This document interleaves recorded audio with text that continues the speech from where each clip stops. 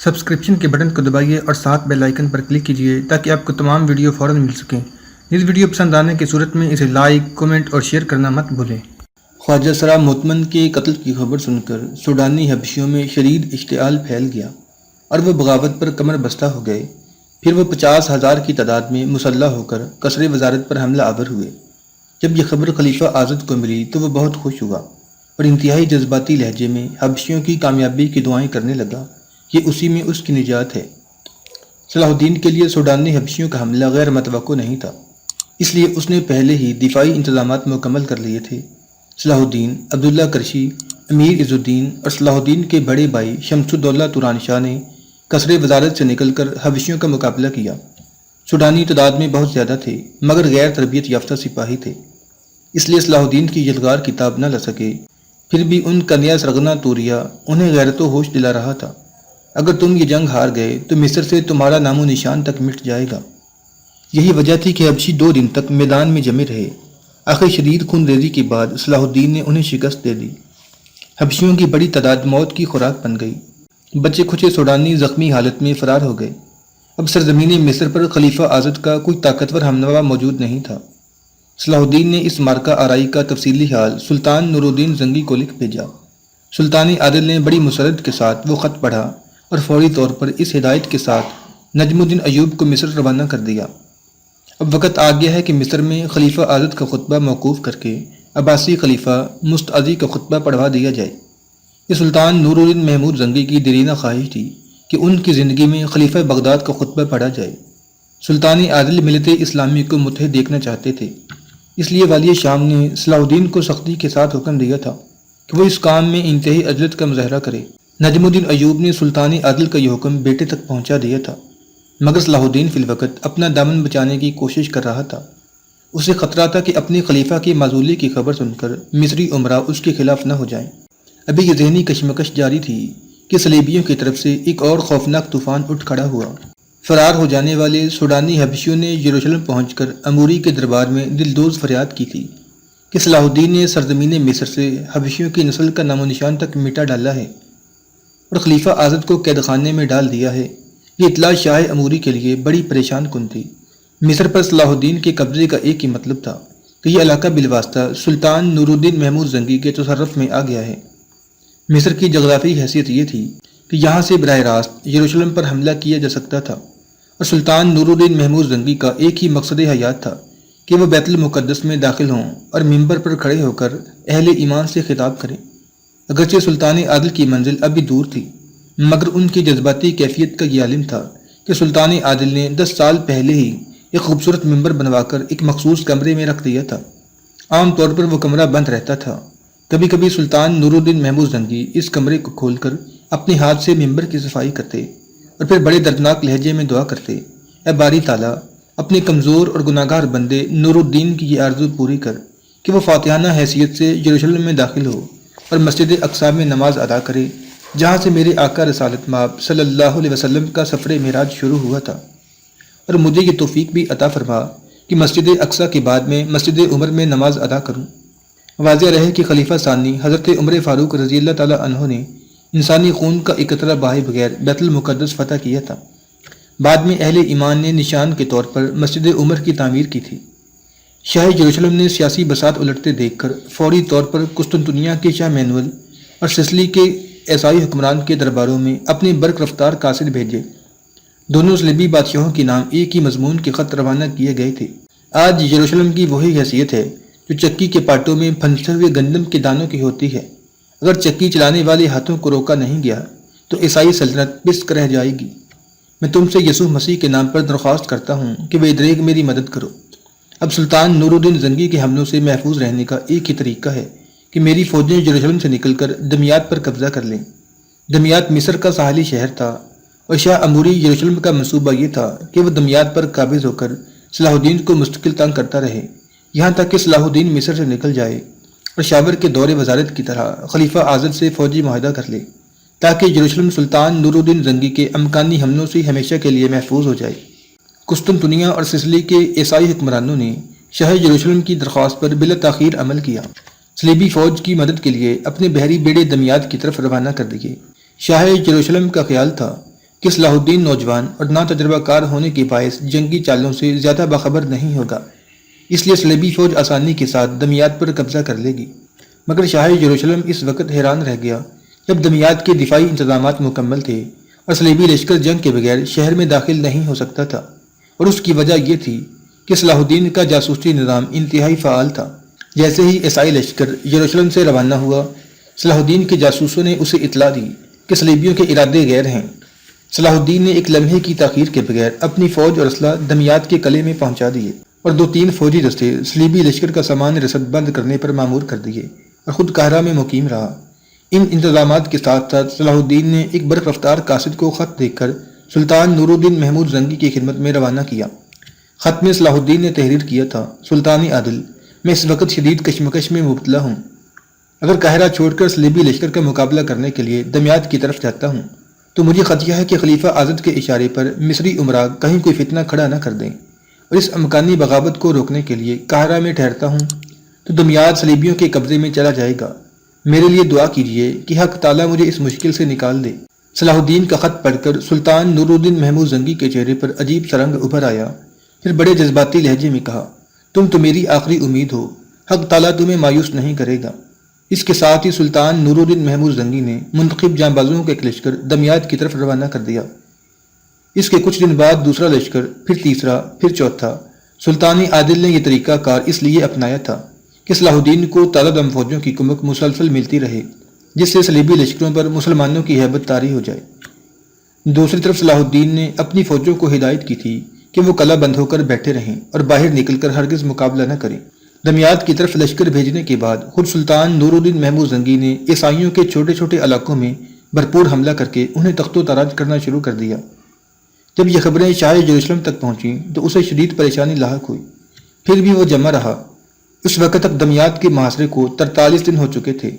شاہ یروشلم کو یقین تھا کہ چند دن میں اس صلاح الدین کی فوج تنگ آ کر قلعے کا دروازہ کھول دے گی۔ اس دوران شاہ یروشلم اپنی منجنیقوں سے قلعے کی فصیلوں پر سنگباری کر رہا تھا۔ کئی دیواروں میں شگاف بھی پڑ چکے تھے۔ اس سے پہلے کہ وہ شگاف گہرے ہوتے اور صلیبی لشکر قلعے میں داخل ہوتا، یکایک آندھی اور طوفان کی طرح سلطان نور الدین محمود زنگی کے بھیجے ہوئے لشکر آنا شروع ہو گئے۔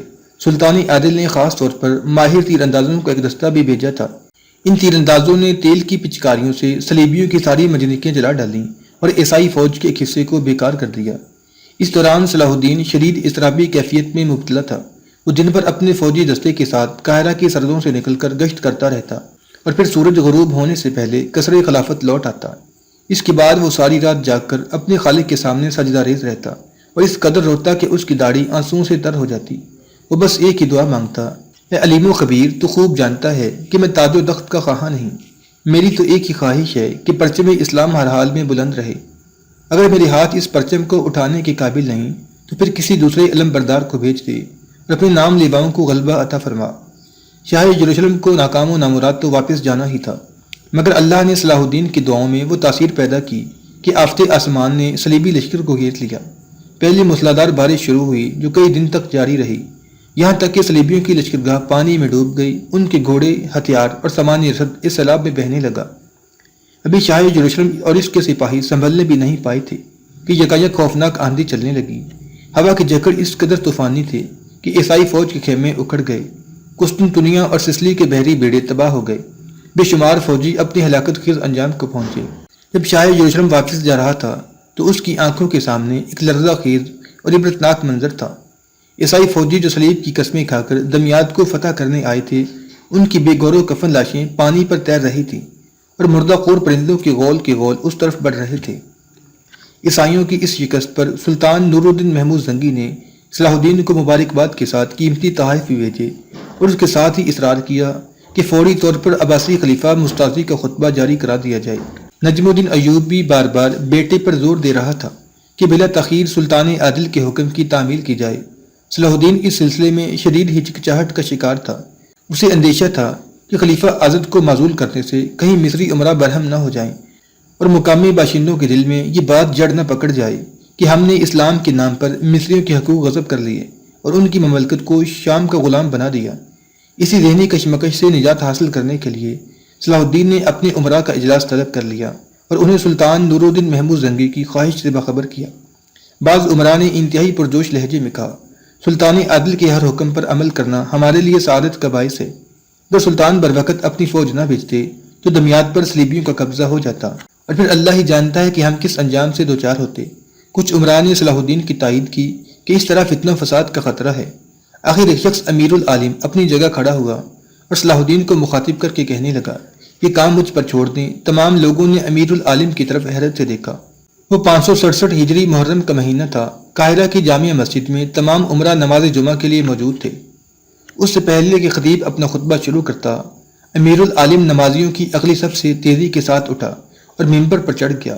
پھر اس نے بڑے پرسوز لہجے میں حمد و نعت پڑھی۔ اس کے بعد عباسی خلیفہ مستعصی کی درازی عمر اور بلند اقبالی کے لیے انتہائی مؤثر دعا مانگی۔ تمام لوگ خاموش بیٹھتے رہے۔ صلاح الدین بار بار نمازیوں کی طرف دیکھ رہا تھا۔ کسی کے چہرے پر ناگوار رد عمل کا اظہار نہیں ہو رہا تھا۔ پہلا مرحلہ سلامتی کے ساتھ گزر گیا۔ صلاح الدین نے سرکاری طور پر یہ حکم جاری کر دیا، ملت اسلامیہ کے اتحاد کے لیے ضروری ہے کہ تمام ریاستیں ایک ہی خلیفہ کے زیر اثر ہوں۔ میں اعلان کرتا ہوں کہ ہمارے دل اور تلواریں امیر المومنین مستعصی بامر اللہ کے ساتھ ہیں۔ دوسرے جمعے کو مصر کی تمام مسجدوں میں عباسی خلیفہ کا خطبہ زور و شور کے ساتھ پڑھا گیا اور پوری مملکت میں ایک بھی صدائے احتجاج بلند نہیں ہوئی۔ 2 دن بعد اس خبر کے صدمے سے خلیفہ عادل کا انتقال ہو گیا۔ بعض مورخین کہتے ہیں کہ اس نے زہر کھا لیا تھا۔ حقیقت کچھ بھی ہو، 200 سال بعد مصر میں فاطمی خلافت کا خاتمہ ہو گیا۔ خلیفہ عادل کا خزانہ قیمتی جواہرات اور سونے چاندی سے بھرا ہوا تھا۔ صلاح الدین نے ساری دولت اپنی فوج اور مصر کے غریب باشندوں میں تقسیم کر دی۔ اس کے اس عمل سے رعایا اتنی خوش ہوئی کہ جوش مسرت میں اپنے گھروں سے نکل آئی۔ ہزاروں لوگ قصر خلافت کے دروازے پر جمع ہو گئے۔ صلاح الدین، اللہ ہمارے سروں پر تیرا سایہ تادیر قائم رکھے۔ گرد و نواح کا پورا علاقہ اس شور سے گونج رہا تھا۔ اسی دن نجم الدین ایوب کا بیٹا یوسف صلاح الدین کے لقب سے مشہور ہوا، اور پھر مصری عوام کا دیا ہوا یہ خطاب شہرت دوام حاصل کر گیا۔ کچھ دن بعد صلاح الدین نے والد کی نسبت کو بھی اپنے نام کا حصہ بنا لیا۔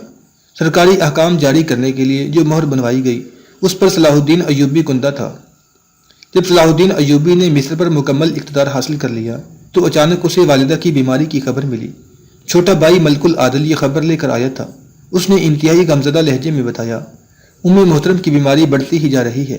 طبیبوں نے جواب دے دیا ہے، وہ زیادہ سے زیادہ مہینے 2 مہینے کی مہمان ہے، اکثر روتی رہتی ہیں اور کہتی ہیں کہ اے موت و حیات کے مالک، بس مجھے اتنی مہلت دے دے کہ میں اپنے یوسف کو دیکھ لوں اور پھر تیری بارگاہ کرم میں حاضر ہو جاؤں۔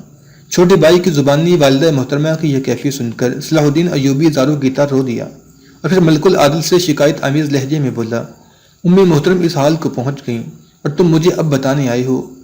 ملک العادل نے معذرت کرتے ہوئے کہا، والدہ محترمہ نے سختی کے ساتھ منع کر دیا تھا کہ کسی کو ان کی بیماری کی اطلاع نہ دی جائے، اور اس کی وجہ یہ تھی کہ آپ اور بابا محترم ایک خطرناک جنگی محاذ پر الجھے ہوئے تھے اور وہ نہیں چاہتی تھی کہ یہ پریشان کن خبر سن کر آپ لوگوں کی توجہ تقسیم ہو جائے۔ اب جب کہ آپ حالات پر قابو پا چکے ہیں تو میں نے ضروری سمجھا کہ محترم کی آخری خواہش آپ تک پہنچا دی جائے۔ صلاح الدین نے فوری طور پر اپنے والد نجم الدین ایوب اور بڑے بھائی شمس الدولہ تورانی شاہ سے مشورہ کیا۔ دونوں نے ایک ہی رائے دی، انسان کی موت کا وقت مقرر ہے جو کسی طرح سے بھی ٹل نہیں سکتا۔ پہلے تو ہم سیاسی صورتحال کے پیش نظر مصر چھوڑ کر جا ہی نہیں سکتے، اور اگر بالفرض محال چلے بھی جائیں تو تمہاری والدہ کو مرنے سے نہیں بچا سکتے۔ صلاح الدین ایوبی اپنے والد اور بڑے بھائی کا جواب سن کر حیران رہ گیا۔ دونوں کے چہروں پر کوئی خاص تاثر نہیں تھا۔ پھر نجم الدین ایوب نے اپنے سب سے چھوٹے بیٹے ملک العادل کو مخاطب کر کے کہا، تم اپنی والدہ کو مصر لے آؤ، یہاں ان کا علاج بھی ہو جائے گا اور وہ اپنے بیٹوں کو دیکھ کر مطمئن بھی ہو جائیں گے۔ طبیبوں کے مطابق والدہ محترمہ چند میل کا سفر کرنے کے بھی قابل نہیں ہے، ملک العادل نے اداس لہجے میں کہا، اور پھر شام سے مصر تو بہت ہی دور ہے۔ صلاح الدین نے باپ اور بھائی کی گفتگو سے اندازہ کر لیا تھا کہ وہ شام جانے کے لیے تیار نہیں ہیں۔ دراصل وہ ان دونوں کو آزمانا چاہتا تھا کہ وہ اپنی بیوی اور ماں سے کتنی محبت رکھتے ہیں، لیکن نجم الدین ایوب اور شمس الدولہ تورانی شاہ کے چہروں کے تاثرات نے ظاہر کر دیا تھا کہ وہ زبیدہ خانم کی عیادت کے مقابلے میں قیام مصر کو زیادہ ترجیح دے رہے ہیں۔ آخر اس نے باپ اور بھائی پر اپنا فیصلہ ظاہر کر دیا، میں ہر حال میں والدہ محترمہ کی خواہش کا احترام کروں گا، تو تمہارے پیچھے مصر میں کوئی بحران کھڑا ہوا؟ نجم الدین ایوب نے بیٹے سے سوال کیا۔ مجھے یقین ہے کہ میری عدم موجودگی میں کوئی سیاسی بحران پیدا نہیں ہوگا، صلاح الدین ایوبی نے پرجوش لہجے میں جواب دیا۔ میں سیر و تفریح کے لیے شام نہیں جا رہا ہوں، بلکہ مجھے اس محترم ہستی کا دیدار مقصود ہے جس کی دعاؤں سے مجھے یہ فتوحات میسر آئی ہیں۔ ابھی مصر کی سرحدوں پر سکون ہے اور ہم حالت جنگ میں نہیں ہیں۔ اگر خدا نخواستہ والدہ محترمہ مجھ سے ملے بغیر چلی گئی تو یہ خلش زندگی بھر چین سے جینے نہیں دے گی۔ نجم الدین ایوب اور ترانشاہ نے بہت سمجھایا، مگر صلاح الدین ایوبی نے شام جانے کا فیصلہ کر ہی لیا۔ پھر اس نے اپنے معتمد سرداروں اور سالار عبداللہ کرشی، امیر عز الدین اور بہاؤالدین کراکوش کو تنہائی میں بلایا اور تمام صورتحال بیان کرتے ہوئے کہا، میں اپنی والدہ محترمہ کی عیادت کو جا رہا ہوں اور یہ امانت تمہارے سپرد کیے جا رہا ہوں۔ کیسی امانت؟ امیر عز الدین نے حیرت سے پوچھا۔ انتظام سلطنت، صلاح الدین ایوبی نے پرسوز لہجے میں کہا، بس ہمارے پاس اللہ کی یہی امانت ہے۔ آپ کی والد محترم یہاں موجود ہیں، پھر فکر مند ہونے کی کیا ضرورت ہے؟ قصر خلافت کے منتظم اعلیٰ امیر بہاؤالدین کراکوش نے کسی قدر حیرت کا اظہار کرتے ہوئے کہا، انسان بہت سی کمزوریوں کا مجموعہ ہے۔ صلاح الدین ایوبی نے نہایت سنجیدہ لہجے میں کہا، ہمارے نفس اتنے سرکش ہیں کہ حصول اقتدار کے لیے اپنے مذہب تک کو فروخت کر ڈالتے ہیں۔ میرے والد محترم اور بڑے بھائی بھی قانون سے بالاتر نہیں۔ اگر وہ دونوں اپنے اختیارات کے دائرے میں رہیں تو تم بھی ان کا احترام کرنا، اور اگر ان کی نیتوں میں خلل پیدا ہو جائے تو انہیں ایک کمرے تک محدود کر دینا۔ اس روز امیر عز الدین، امیر بہاؤالدین کراکوش اور سالار عبداللہ کرشی کو اندازہ ہوا کہ صلاح الدین ایوبی امور مملکت کے بارے میں کس قدر سخت اور بے قرض انسان ہے، جنہوں نے ایک بار پھر قسم کھا کر وزیر اعظم مصر کو آخری سانس تک اپنی وفاداریوں کا یقین دلایا۔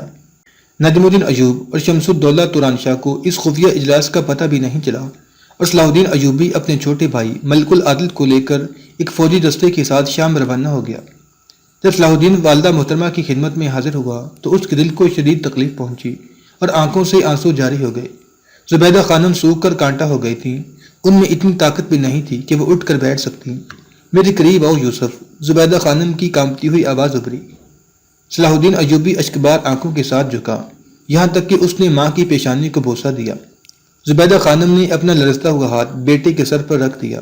اللہ تمہیں دنیا اور آخرت کی ساری نعمتوں سے سرفراز کرے کہ تم نے ایک مجہور ماں کی پیاسی آنکھوں کو سیراب کیا۔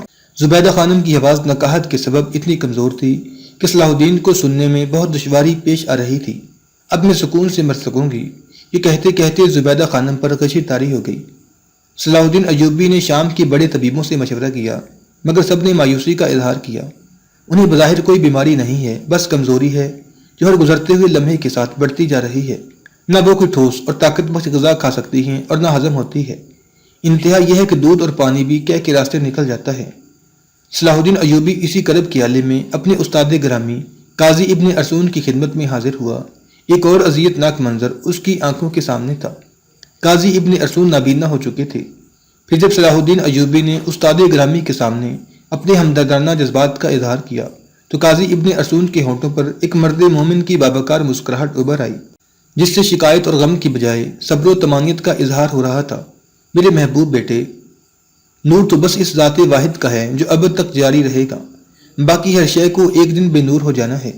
میں دنیا کا ایک انتہائی خوش نصیب انسان ہوں کہ میری آنکھوں کی روشنی تمہیں مل گئی۔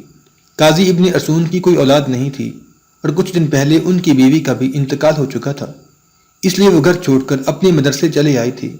یہاں شاگردوں کی ایک بڑی تعداد ان سے درس لینے آتی تھی اور اسی مصروفیت کے باعث قاضی صاحب کو نابینا ہوتے ہوئے بھی اپنی تنہائی اور محرومی کا احساس نہیں ہوتا تھا۔ صلاح الدین ایوبی نے نہایت عاجزانہ لہجے میں اپنے استاد گرامی سے درخواست کی، اگر آپ میرے ہمراہ مصر تشریف لے چلیں تو یہ میرے لیے بڑی سعادت ہوگی۔ اس طرح میں آپ کی خدمت میں کر سکوں گا اور دعاؤں کی حلقہ اثر میں بھی شامل رہوں گا۔ دعاؤں کے لیے قربت کی ضرورت نہیں ہوتی۔ قاضی ابن ارسون کے ہونٹوں پر وہی دل آویز تبسم نمایاں تھا۔ میرے نزدیک شام اور مصر میں اتنا ہی فاصلہ ہے جتنا کہ اس وقت میرے اور تمہارے درمیان۔ اگر خالق کائنات نے میری دعاؤں میں تاثر بخشی ہے تو تم کہیں بھی رہو اس سے محروم نہیں رہو گے۔ تمہاری یہ خدمت کیا کم ہے کہ تم اپنے استاد کو یاد رکھتے ہو۔ بس میری آخری نصیحت یہ ہے کہ ایک لمحے کے لیے بھی اپنی حقیقت کو فراموش نہ کرنا۔ میں تم سے راضی ہوں اور ہر وقت دعا کرتا ہوں کہ اللہ بھی تم سے راضی ہو جائے۔ جب صلاح الدین ایوبی کو اندازہ ہو گیا کہ قاضی ابن ارسون کسی طرح بھی مصر جانے پر آمادہ نہیں ہوں گے تو اس نے اپنی والدہ محترمہ کی بیماری کا ذکر کرتے ہوئے ان کی صحت کے لیے قاضی ابن ارسون سے دعا کی درخواست کی۔ زبیدہ خانم کی شدید علالت اور طبیبان خاص کی مایوسی کا ذکر سن کر قاضی ابن ارسون کچھ دیر کے لیے اداس ہو گئے، پھر اپنے شاگرد سے مخاطب ہو کر بولے، یوسف، مجھے اپنی حقیقت معلوم ہے، یہ تو بس اس کی شان کرم ہے کہ اس نے اہل شام کے سامنے میرا بھرم رکھا ہے۔ تو میری بیٹی شاریہ سے دعا کے لیے کہو، اللہ اس کی بہت سنتا ہے۔ شاریہ کا نام سن کر صلاح الدین ایوبی کے ذہن میں ایک برق سی لہرائی۔ والدہ محترمہ کی بیماری کے سبب وہ اس لڑکی کو بھی فراموش کر بیٹھا تھا جس نے اس کی خاطر اپنی دنیا ہی بدل ڈالی تھی۔ صلاح الدین ایوبی استاد گرامی کی بارگاہ سے اٹھ کر حجرے کی طرف چلا جہاں شاریہ 10 سال سے گوشہ نشین تھی۔ حجرہ تو وہی تھا مگر یہاں کی فضا بدلی ہوئی تھی۔ کچھ دیر کے لیے صلاح الدین ایوبی پر حیرت کی کیفیت طاری ہو گئی۔ حجرے کے دروازے پر بہت سی عورتیں جمع تھیں، ان میں سے کچھ اپنے ظاہری حلیے سے خوشحال نظر آ رہی تھیں اور کچھ بدحال و غریب۔ صلاح الدین ایوبی خاموشی سے کھڑا یہ منظر دیکھتا رہا۔ اسی وقت ایک عورت حجرے سے باہر آئی جو بظاہر مفلس و نادار تھی مگر اس کے چہرے پر خوشی کے آثار نمایاں تھے۔ اس کے جاتے ہی دروازے پر کھڑی ہوئی ایک بوڑھی عورت نے دوسری خاتون کو جو قیمتی لباس میں ملبوس تھی مخاطب کرتے ہوئے کہا، اب تم اندر جاؤ مگر بی بی کا زیادہ وقت برباد نہ کرنا، ابھی یہاں اور بھی ضرورت مند موجود ہے۔ بوڑھی عورت کے لہجے سے بے نیازی کا رنگ جھلک رہا تھا۔ جب وہ مالدار خاتون اندر چلی گئی تو اچانک بوڑھی عورت کی نظر صلاح الدین ایوبی پر پڑی اور اس نے تیز لہجے میں وزیر اعظم مصر کو مخاطب کرتے ہوئے کہا، تم کون ہو اور یہاں کیوں کھڑے ہو؟ کیا دیکھتے نہیں کہ یہاں پردہ دار خواتین موجود ہیں؟ بوڑھی عورت کے طرز تخاطب پر صلاح الدین ایوبی کو کچھ ندامت سی محسوس ہوئی۔ اس نے انتہائی نرم لہجے میں کہا، مجھے اس صورتحال کا اندازہ نہیں تھا۔ شاریہ بی بی سے جا کر کہو کہ یوسف آیا ہے۔ تم برابر کے حجرے میں بیٹھ کر اپنی باری کا انتظار کرو۔ بوڑھی عورت کے لہجے میں وہی تیزی تھی۔ جب یہ تمام عورتیں چلی جائیں گی اور اگر بی بی مناسب سمجھیں گی تو تمہیں بلا لیا جائے گا۔ ویسے وہ کسی مرد سے ملاقات نہیں کرتی۔ صلاح الدین ایوبی کو بوڑھی عورت کا یہ لہجہ کسی قدر ناگوار گزرا اور اس ناگواری کا بنیادی سبب یہ تھا کہ وہ خادمہ شاریہ اور اس کے تعلق سے واقف نہیں تھی۔ تم مجھے جانتی نہیں اس لیے حجت کر رہی ہو۔ تمہارا کام صرف اتنا ہے کہ تم اندر جا کر اپنی بی بی تک میرا یہ پیغام پہنچا دو۔ یہ کہتے کہتے صلاح الدین کی آواز بلند ہو گئی تھی، اگر تم خلیفہ بھی ہو تو اس سے کوئی فرق نہیں پڑتا۔ بوڑھی خادمہ کے لہجے سے بھی تلخی جھلکنے لگی تھی۔ سب سے آخر میں آئے ہو اور سب سے پہلے جانا چاہتے ہو۔ بی بی کا یہی حکم ہے کہ بعد میں آنے والا بعد ہی میں حاضری کا مستحق ہوگا۔ صلاح الدین ایوبی نے بہت غور سے بوڑھی خادمہ کی طرف دیکھا اور خاموشی کے ساتھ وہاں سے نکل کر برابر کے حجرے میں چلا گیا۔ پھر اسے شاریہ سے ملاقات کے لیے طویل انتظار کرنا پڑا۔ والدہ کی شدید بیماری اور مصر کی سیاسی صورتحال، صلاح الدین ایوبی اپنے خیالات میں الجھا ہوا تھا کہ یکایک اسے حجرے کے دروازے پر انسانی قدموں کی چاپ سنائی دی۔ اس کی نظروں کے سامنے سفید لباس میں ملبوس ایک کمزور سی عورت کھڑی تھی جس کے چہرے کی رنگت سفیدی مائل زرد تھی۔ رخساروں کی ہڈیاں ابری ہوئی تھیں اور آنکھوں کے نیچے سیاہ ہلکے پڑے ہوئے تھے۔ اس عورت کے پیچھے بوڑھی خاتمہ کھڑی تھی۔ صلاح الدین ایوبی حیرت سے اس عورت کی طرف دیکھ رہا تھا۔ وہ شاریہ کو پہچاننے سے قاصر رہا تھا۔ یوسف، شاریہ کے چہرے پر ناقابل بیان مسرت کا رنگ ابھر آیا تھا۔ اس عورت کی زبان سے اپنا نام سن کر صلاح الدین حیرت زدہ رہ گیا۔ یہ تم ہو شاریہ؟ مجھے بہت دیر سے بتایا گیا کہ تم آئے ہوئے ہو، شاریہ نے معذرت کے لہجے میں کہا۔ پھر اپنی بوڑھی خادمہ سے مخاطب ہو کر بولی، یہ میرے مہمان خاص ہیں، ان کی تواضع کا کچھ سامان کرو۔ بوڑھی عورت بھی شدید حیرت میں مبتلا تھی کہ آخر یہ کون مرد ہے کہ جس کے استقبال کے لیے اس کی بیوی کو خود آنا پڑا۔ جب خادمہ چلی گئی تو شاریہ صلاح الدین کو لے کر حجرے میں آ گئی۔ میں نے تمہیں نہیں پہچانا شاریہ۔ صلاح الدین ایوبی کے لہجے سے اداسی جھلک رہی تھی۔ نہ وہ رنگ نہ وہ دلکش خد و خال، چند روز میں سب کچھ بدل گیا۔ تم بھی تو بدل گئے یوسف۔ شاریہ بڑے حوصلے کے ساتھ مسکرائی۔ پورا مصر فتح کا ڈالا اور وزیر اعظم بن گئے۔ اپنی عظیم الشان کامیابیوں پر میری طرف سے مبارکباد قبول کرو۔ شاریہ کی ظاہری حالت دیکھ کر صلاح الدین ایوبی بہت زیادہ رنجیدہ ہو گیا تھا۔ مجھے بہت دکھ ہے کہ میں اپنی بے پناہ مصروفیات کے باعث تم سے ملنے نہ آ سکا، اور سچ تو یہ ہے کہ اب بھی والدہ محترمہ کی شدید بیماری کی خبر سن کر یہاں آیا ہوں۔ یہ سنتے ہی شاریہ کے چہرے پر اذیت و کرب کی پرچھائیاں لرزنے لگیں۔ کیا بیماری ہے انہیں؟ شدت غم سے شاریہ کی آواز لرزنے لگی تھی۔ کوئی نہیں جانتا کہ انہیں کیا بیماری ہے، مگر ہر طبیب یہی کہتا ہے کہ وہ قبر کے دہانے پر کھڑی ہیں۔ شاریہ بھی زبیدہ خانم کو اپنی ماں کی طرح چاہتی تھی، مگر نجم الدین ایوب کی وجہ سے یہ رشتہ ختم ہو گیا تھا۔ پھر بھی زبیدہ خانم اسے اکثر یاد کیا کرتی تھی۔ آج جب شاریہ نے صلاح الدین کی زبانی زبیدہ خانم کے بارے میں انتہائی مایوس کن خبر سنی تو وہ بے قرار ہو گئی اور شدید التجا کے لہجے میں صلاح الدین سے کہنے لگی، یوسف، اگر تم مجھے اجازت دو تو میں ایک بار اپنی ماں کو دیکھ لوں۔ شاریہ کی درخواست سن کر صلاح الدین کی آنکھوں میں آنسو آ گئے۔ میں تو خود تمہارے پاس آیا تھا کہ تم والدہ صاحبہ کی صحت کے لیے دعا کرو کہ اب دعا ہی ان کا علاج ہے۔ پھر شاریہ صلاح الدین کے ساتھ اس کے گھر پہنچی۔ زبیدہ خانم پہچاننے میں نہیں آتی تھی اور خود شاریہ بھی اتنی بدل گئی کہ زبیدہ خانم اسے پہچان نہ سکیں۔ پھر جب صلاح الدین نے انہیں بتایا تو وہ شاریہ کو دیکھ کر رونے لگی۔ میری بچی، ہم سب مجبور ہیں۔ مگر وہ مالک و مختار ہے۔ شاریہ جھکی، زبیدہ خانم کے ماتھے کو بوسہ دیا اور ان کا چہرہ اپنے دونوں ہاتھوں کے درمیان لے کر انتہائی رقت آمیز لہجے میں کہنے لگی، اے موت و حیات کے مالک، اگر میری ماں کا وقت پورا ہو چکا ہے تو ان کی جگہ میرا صدقہ جان قبول کر لے، اور اگر ان کی سانسیں باقی ہیں تو میری زندگی کے ماہ و سال انہیں بخش دے۔ یہ دعا مانگنے کے بعد شاریہ نے زبیدہ خانم کے سر سے لے کر پاؤں تک 60 بار اپنے دونوں ہاتھ پھیرے۔ ہر مرتبہ وہ زبان سے چند مخصوص کلمات ادا کرتی تھی، ہر بلا دور دور، بہت ہی دور۔ یہ عمل کر کے شاریہ اپنی خانقاہ واپس چلی گئی اور زبیدہ خانم حیرت انگیز طور پر صحت یاب ہونے لگی۔ صلاح الدین شاریہ کے اس طرز عمل پر حیران رہ گیا تھا۔ پھر ایک دن اس نے بڑے پرسوز لہجے میں اپنی والدہ سے کہا، ام محترم، آپ نے دیکھی شاریہ کی محبت، وہ غیر ہے، مگر پھر بھی آپ کی صحت کے لیے اپنا صدقہ جان دینے پر آمادہ ہے، اور ایک ہم ہے کہ آپ کی حقیقی اولاد، مگر کسی بھائی کو بھی اپنی ماں کے لیے یہ دعا مانگنے کی توفیق نہیں ہوئی۔ زبیدہ خانم کیا جواب دیتی؟ بیٹے کی بات سن کر بہت دیر تک روتی رہیں، پھر رک رک کر بولی، میں ہمیشہ اس کی مقروض رہوں گی۔ حق تعالیٰ اسے دونوں جہان میں بلند درجات عطا فرمائے۔ بلند درجہ تو اسے مل چکا ہوں۔ صلاح الدین ایوبی نے خود کلامی کے انداز میں کہا، طبیبان خاص کی کیمیا اثر نسخے رائگاں گئے، مگر اس کی زبان سے ادا ہونے والے 2 لفظ آسمان پر سونے گئے۔ پھر صلاح الدین دوبارہ شاریہ سے ملا، مگر اب کی بار اس کے ملنے کا انداز بڑا مؤدبانہ تھا، جیسے کوئی عقیدت مند کسی خدا رسیدہ بزرگ کی خدمت میں حاضر ہوتا ہو۔ میں زندگی بھر تمہارا شکر گزار رہوں گا شاریہ۔ صلاح الدین ایوبی نے کم و بیش وہی الفاظ اپنی زبان سے دہرائے جو زبیدہ خانم نے کہے تھے۔ تمہاری دعاؤں سے میری والدہ محترمہ کو صحت ملی اور میرے بے قرار دل کو سکون۔ یہ گناہگار کی دعائیں ہی کیا، شاریہ کے لہجے سے دل کا درد جھلک رہا تھا۔ مجھے استاد گرامی نے سب کچھ بتا دیا، سارا شہر ہی تمہاری دعاؤں سے فیضیاب ہو رہا ہے۔ صلاح الدین نے انتہائی اثر انگیز لہجے میں کہا، یہ تو استاد گرامی کی عظمت ہے کہ انہوں نے مجھے راندہ درگاہ کنیز کو اپنی بیٹی کا درجہ دیا۔ یک شاریہ کے لہجے میں تبدیلی آ گئی تھی، دعا تو وہ خود کرتے ہیں اور شہرت ہم ناکارہ لوگوں کی ہو جاتی ہے۔ یہ سب فریب نظر ہے یوسف، پھر بھی اگر تم میری دعاؤں کو مؤثر سمجھتے ہو تو یہ سمجھ لو کہ تمہیں سکون مل گیا اور میری ریاضت ٹھکانے لگ گئی۔ مجھے تمہاری صحت کی بربادی دیکھ کر بہت دکھ ہوا ہے شاریہ۔ یہ کہتے کہتے صلاح الدین کی آنکھوں سے نمی جھلکنے لگی تھی۔ اگر والد محترم سے عہد نہ کر چکا ہوتا تو میں تمہیں اس طرح تنہا نہ چھوڑتا۔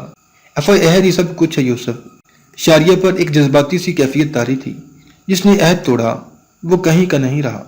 مجاہد ہو کر میری تنہائی پر روتے ہو، تمہیں تو ملت کے غم میں اشک بار ہونا چاہیے۔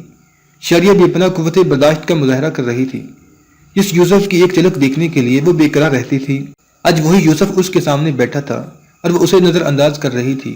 اب میرے لیے تنہائی اور محفل میں کوئی فرق نہیں، قربتی اور فاصلے سب برابر ہیں، وصال و فراق دونوں یکساں ہیں۔ اب تم جاؤ، باہر کچھ ضرورت مند خواتین کھڑی ہیں۔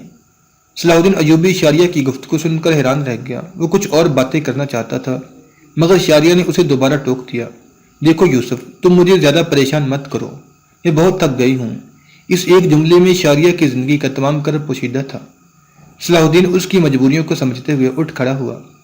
شاریہ نے اسے آخری نصیحت کرتے ہوئے کہا، یوسف، تمہاری منزل بہت دور ہے، اتنی دور کہ تم ان فاصلوں کا اندازہ بھی نہیں کر سکتے۔ پیچھے مڑ کر مت دیکھنا کہ یہ سب راستے کا پتھر ہیں۔ صلاح الدین ایوبی چلا گیا۔ شاریہ رخصت کرنے کے لیے دروازے تک آئی اور پھر اس نے اندر سے دروازہ بند کر لیا۔ صلاح الدین کے جاتے ہی شاریہ زاروں کی طرح رونے لگی۔ اس کے دونوں ہاتھ دراز تھے اور وہ گریہ زاری کے انداز میں دعا کر رہی تھی، اے اللہ، جب میں تیری بندگی کا اقرار کر چکی تو یہ درمیان میں دوسرا کون ہے؟ اسے میرے دل سے نکال دے، میں بہت کمزور ہوں، مجھے میرے نفس کی ہوا لینا کر۔ پھر روتے روتے وہ اس قدر نڈال ہو گئی کہ اس نے اپنی بوڑھی خادمہ سے کہا، آپ ان تمام عورتوں کو میرا سلام کہیں اور معذرت کر لیں کہ آج میری طبیعت بہت زیادہ خراب ہے۔